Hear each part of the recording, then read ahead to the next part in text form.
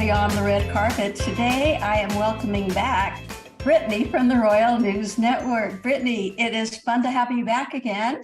Yeah, Francine, thank you so much for having me here today. Well, last time you were here, it's been quite a while. We spoke about, you updated us on the Scandinavian royals, and today we're going to look at the Asian royals, which a lot of people don't realize that there are a lot of countries in the Asian world that do have royal families. There are. So let's start with, let me see some of my notes. I know I didn't make a lot of notes because you're the expert and we spoke earlier about all this. So you're going to fill us in. But Japan, the I'm screwing up this. Yamato dynasty began in 660, and that's the current reigning dynasty. Is that correct?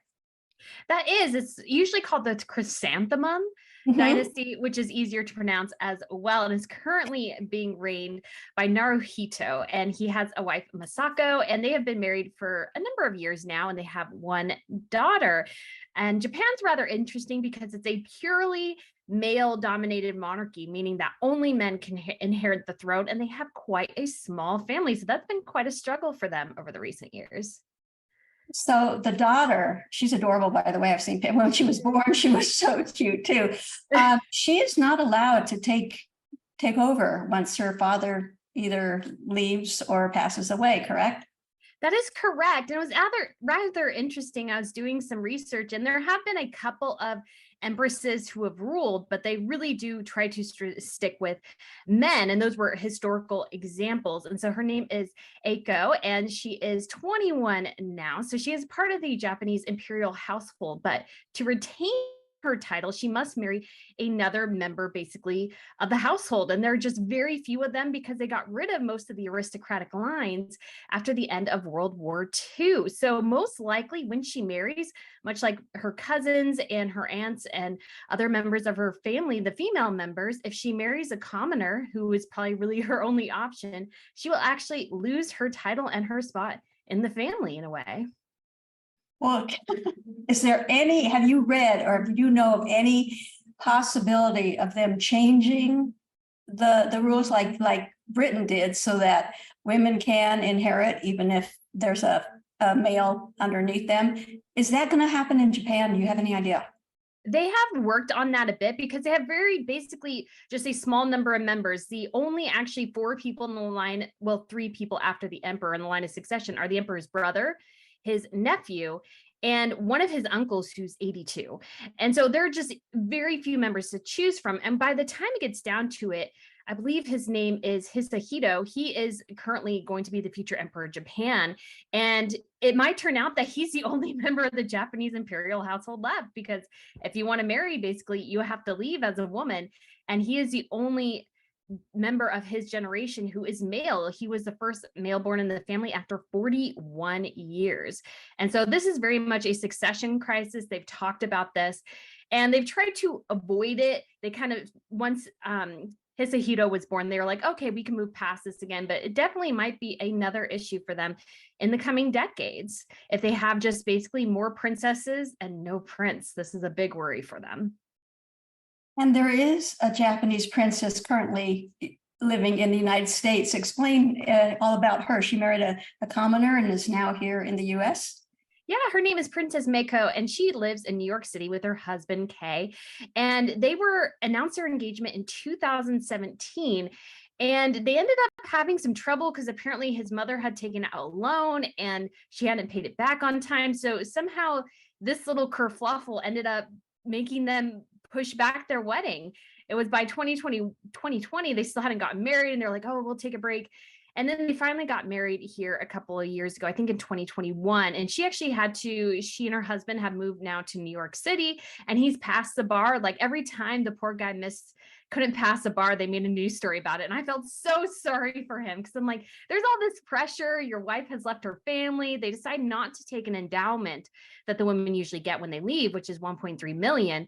they decided not to take that, which is bravo for them. But this poor guy, every time he didn't pass the bar, it was a news story. I'm like, man, this poor guy.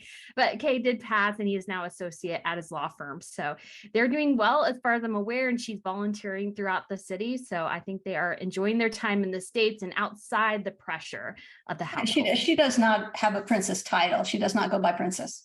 No, she lost her place within the family and her title.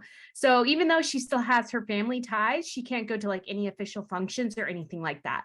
So it's very much a severing different than we see in the rest of the royal households. And I should mention as well that only even men can be in the line of succession. So it's not like a son is born and then they kick down the women like the Brits were for a while. Literally, it's the women aren't even included in the line of succession. How rude. Yeah. That's not right. Haven't they noticed how many great monarchs have been women throughout the history? It's just amazing. But you know, that story that you told about him not passing the bar and the pressure, that does remind me of JFK Jr. not passing the bar and the hunk flunks, and it's so much pressure when you're famous and you just don't get through. It's got to be not only annoying, but just frustrating so much. Yeah, and he has a language barrier as well. English would be his second language. So he has that in addition on top of everything. So I felt really bad for him. I was like, don't make this news story every time just tell us when he passes and that'll be good. Okay, well, so much for the Japanese. So rude. They won't let women in there. But let's go to, I have so many, Bhutan. Now he's called the Dragon King. I can't pronounce his name, but at 39, he's one of the youngest monarchs in the world. What can you tell us about him? Yeah, some people call him like the Asian Elvis because he has this kind of slicked back hairstyle. And he is very interesting because his father actually decided to abdicate. And his father had 4 wives and they were all sisters. So you can imagine that household. And so he was educated in Boston and in Oxford as well. But he decided to marry Jetson, who is his wife of they got married in 2011, so same year as Will and Kate. And he, as far as I'm aware, he's decided to only have one wife, which makes him quite different than his dad. And so they have 2 children, 2 sons, and they're expecting a third. So it would be just fun to see them have a little girl because she's very beautiful. And so it'd be great to see them. But his country really does love him, and they are very, you could say, very traditional and just very slowly introducing modernity to the country. They got their first television there in 1999, internet in 2000. So they are very, you could say, behind the curve, but they appreciate something like joy. It's for them, it's not, the GDP is not money, it's related to joy. Well, is he a little landlocked country? Sorry. Is he the one that is introducing all these modern technologies to the country, or did it start before he took over? It started a little bit before he took over, because he took over, and I think his father abdicated when he was about maybe 25. So it was about, 2005 or so. But he has been instrumental in introducing some of these new ideas, but he still prefers traditional dress. That's the way him and his wife dress at any official, basically royal functions that you see them at. But they are very much trying to slowly introduce, but yet keep their country as pristine as possible. They really appreciate their environment there, their natural landscape. And so they want to keep that as close to its origins as possible. But I was watching another news report about their wedding, because their wedding was, of course, quite a big deal. And around that time, they had introduced their first escalator in the country. So wow. The small joys of an escalator. I was like, oh, wow. That must have been so cool for everyone for a bit. Okay, that's Bhutan, everybody. So you know that they are starting fresh. But his father, the current king, his father's life sounds like a soap opera, marrying all the sisters. It boggles my mind. Well, I just imagine 4 sisters, 4 wives. I imagine there were a lot of, I know 4 sisters, that can be a combustible situation. And that they're wives with one husband on top of that. I can't imagine what that looks like. So I guess he decided, maybe he's like, you know what, that life's not quite for me. So he's like, I have this beautiful wife and we're going to just stick it together. And yeah. Smart man. Okay, next we have at 30 billion with a B dollars, the wealthiest of all the reigning monarchs of the world is the King of Thailand. Mhm. And I cannot pronounce his name. Maybe you can. I listened to some news reports trying to, but honestly, I would feel uncomfortable trying because I know I messed up. But he also, I guess, is called King Rama 10. So King Rama the 10th. So I think that's Rama is an easier one to say. And is he an absolute monarch, or does he have like constitutional duties? How does that work in Thailand? So technically it is a constitutional monarchy, yet the monarchy there has an obscene amount of power, especially because they obviously have so much money. 30 billion is probably not much. I didn't look at the GDP of Thailand in particular, but I can't imagine that's much different than the GDP of Thailand. And it comes from a lot of land ownership. They have ownerships in a lot of businesses like a cement industry and banking. And so they just have an extraordinary amount of influence. And as this latest king has come in, he started to change the constitution in ways that favor him. So, for example, he likes to spend most of his time in Europe. So he's amended the constitution so he can rule from Europe. So he doesn't have to be in Thailand. So he has done some other things as well, really to try to more establish his power, but he's a very interesting character in a lot of ways. It's good to be king. It is. Now, how does it work there? Can women inherit the throne or not? As far as I'm aware, no, but he has had 5 wives and 3 divorces. So he has a number of children at this point. And he does have a son who can inherit, and obviously they prefer that. And when you have more to choose from, that makes it a little bit easier. But actually, one of the most well-known members of his family is his daughter. And I don't know if I could pronounce her name right. Sirivanari. I'm not doing it right. There's a lot. Yeah, I butcher them all. I don't even say that. You will see her a lot at Fashion Week. She's probably the most covered member in a lot of ways of Thailand's royal family because she's very fashionable. She usually attends the various fashion weeks. So you'll see her a lot mentioned in various magazines and stuff. As I think she even made a couple of some of the best dressed lists in the world, actually. Now, they're not as behind the times as Bhutan. Is that correct? They're more modern in Thailand. They're a bit more modern, but obviously Thailand too has a huge tourism industry. And so that fuels a lot of their desire to continue to update to make sure that, especially the tourists are really comfortable and wanting to keep coming. In Bhutan, they actually very much limit the number of tourists. So that's a big distinction between the two. And so, yeah, Thailand, as far as I'm aware, they're very modern. They spend about $31 million on his whole coronation ceremonies and everything. So they have a lot of money to spend there.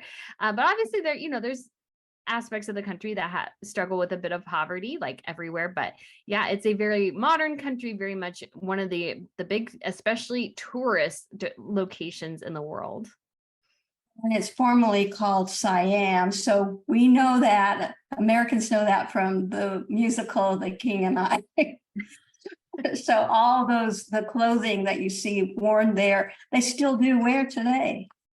They do. There's definitely some pockets of the country that definitely do dress in that more traditional style, which is always fun to see because it's great to see, I think, the connection between the country and its heritage. Because sometimes, especially as people try to modernize and everything, they sometimes lose those connections to the past. And so Thailand, though, very much still appreciates that.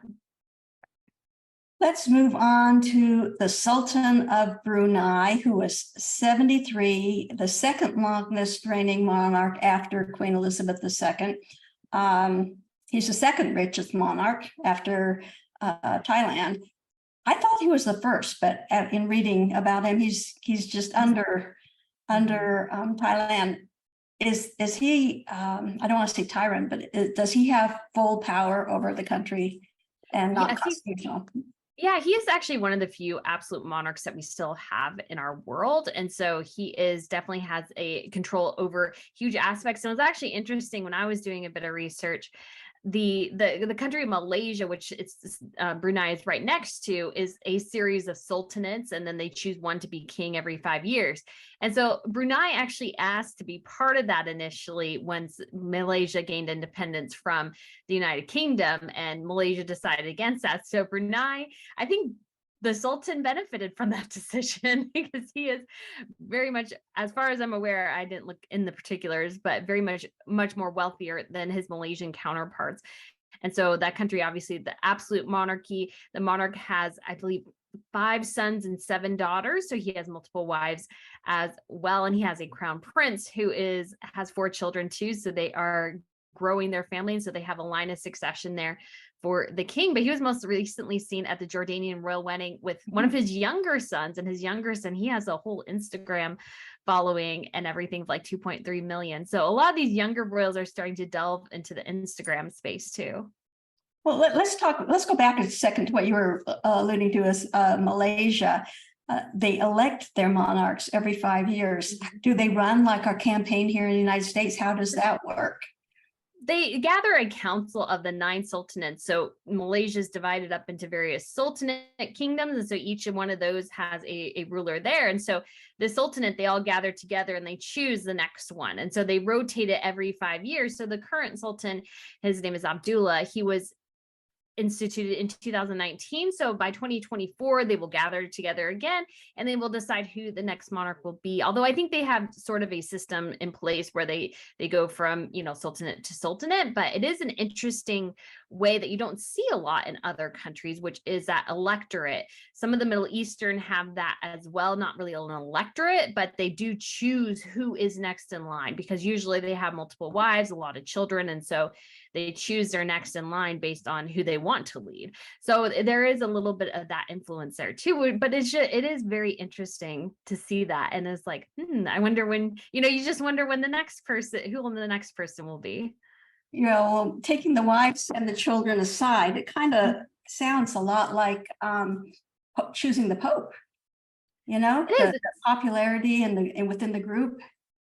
Yeah, it's very similar. I think obviously they try to not be show favoritism to one particular perhaps sultanate over another, but it allows them everybody to cycle through. Obviously somebody might die prematurely and that probably messes up the system a bit, but allows everybody to cycle through and have their little bit of time on the throne, which I think probably keeps everybody happy, and they're looking forward to their chance to have that bigger role, because most of the time, if you are just a general sultanate, you don't go to the various foreign events and stuff like that. But when you are a king, you do get that opportunity, which is an added benefit, I would say. Yeah, like I said, it's good to be king. It's good to be king.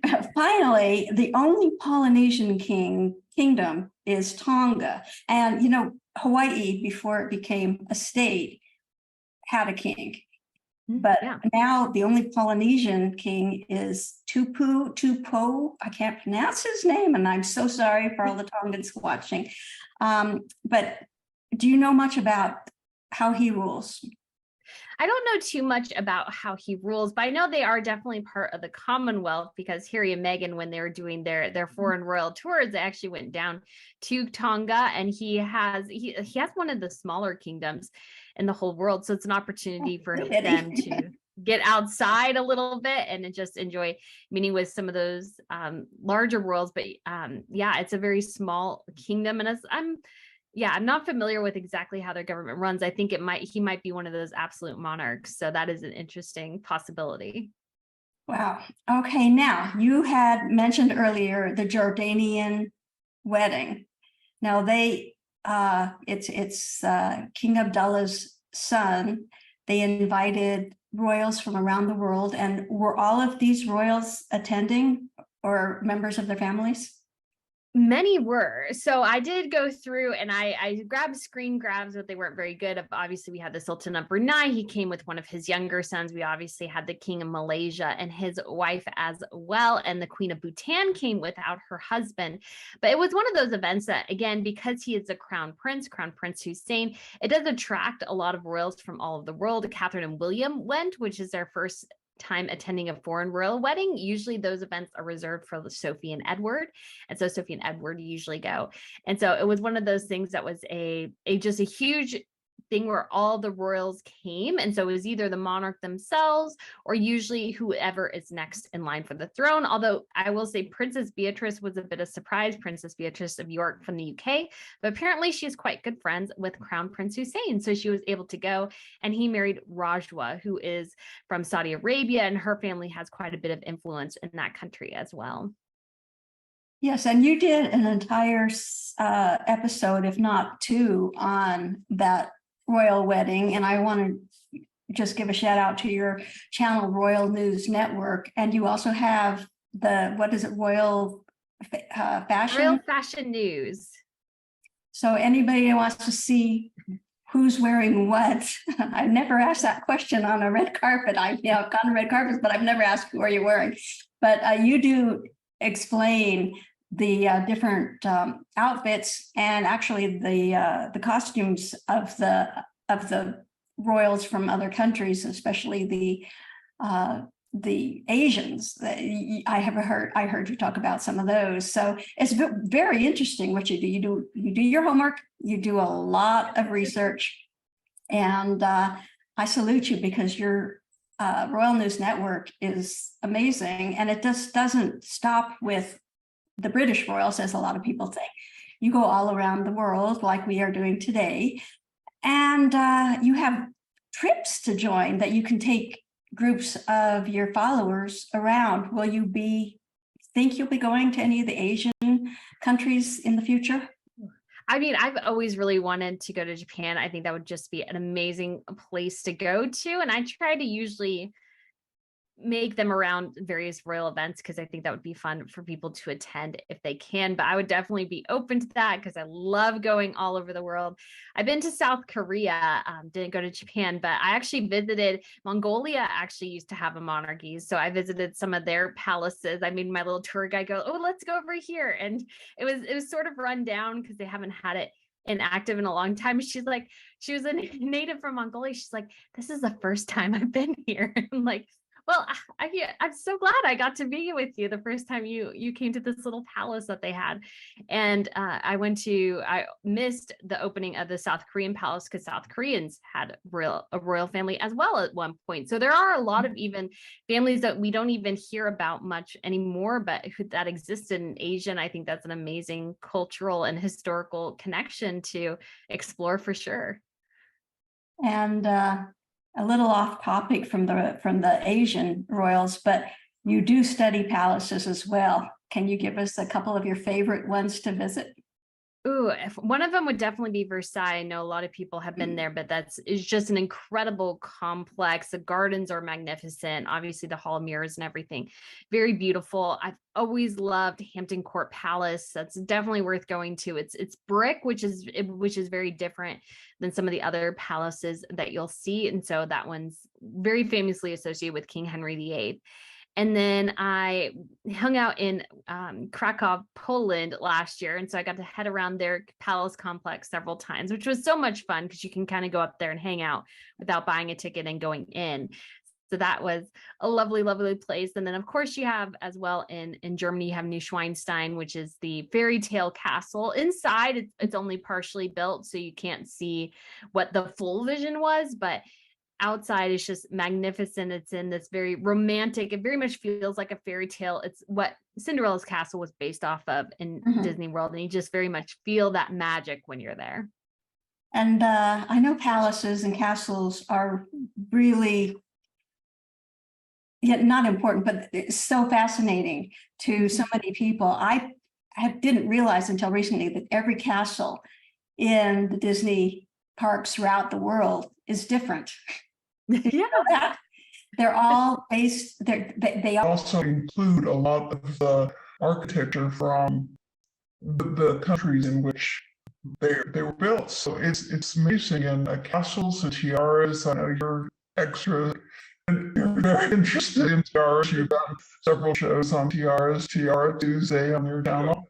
I think that having spent a lot of time searching through YouTube for a lot of my shows, I think I would definitely recommend that people interested in any of aspects of royalty around the world should check out your channel, Royal News Network. It is fabulous. Well, thank you so much. I really do appreciate that. I'm super excited this year. I'm going to Sweden in September, and it's for the King's Golden Jubilee. So he'll celebrate 50 years on the throne. So I'll be there covering that. I've never been to Sweden, and it's just super exciting, and it's a great opportunity to introduce so many people, because they don't hear about, everybody hears about the British royals, but you don't hear a lot about the others, and they have great members and beautiful different traditions, and it's just a lot of fun. So I can't wait to do that, and doing something else. The Netherlands National Day, or sorry, not National Day, their state opening of Parliament, I'll be going there for that too, and hopefully singing the King and Queen there as well with some of their daughters. That will be a lot of fun, and just opportunity to share more about these royals around the world, because it is so fun. That's great. Like I said last time, we set our focus on the Scandinavian royals, and today mostly on the Asian royals. Can you, what should we do next time?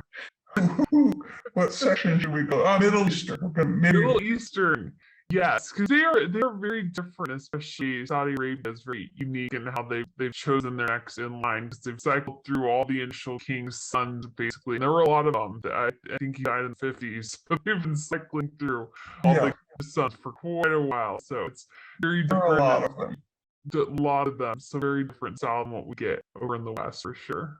Well, we will have you back sometime next year and continue our talk about different royals around the world. This has been fascinating. I can't believe that guy is worth 30 billion. Excuse me, the king is worth $30 billion.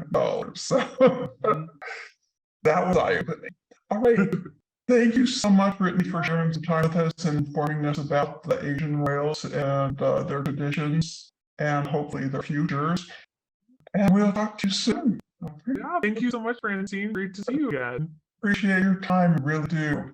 And for the viewers, I will see you next time when we take another look beyond the red carpet. And we're not going to ask, who are you wearing?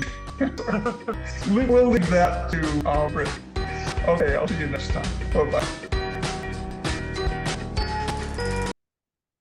Thanks for watching, and I hope you enjoyed this little chat. If you have, please like, share, subscribe, and if you'd like to be notified of future postings, click that notification bell. Alrighty, I'll see you soon.